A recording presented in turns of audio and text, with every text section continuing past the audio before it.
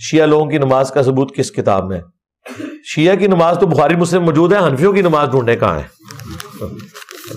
Basic structure تو میں نے بتایا ایک جیسی ہے۔ احناف کی مخالفت میں اور اپنے ابوں کی محبت میں مرزا اندھا ہو چکا ہے، اس لیے اس قسم کی باتیں کر رہا ہے۔ شیعہ ہاتھ چھوڑ کر نماز پڑھتے ہیں جبکہ بخاری میں ہاتھ باندھنے کا حکم ہے۔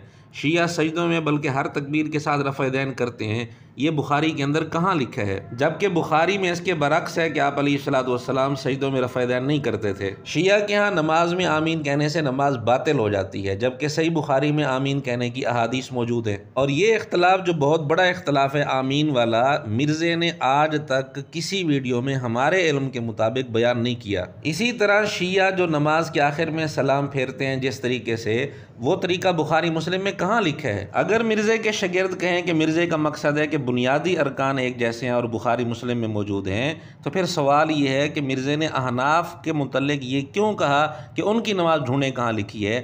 کیا ان کی نماز کے بنیادی ارکان وہ بخاری مسلم میں نہیں تھے؟ پھر بالخصوص اتنا بڑا اختلاف موجود ہے، شیعہ کے ہاں آمین کہنے سے نماز سرے سے باطل ہو جاتی ہے، مرزے نے آج تک یہ بڑا اختلاف بیان کیوں نہیں کیا؟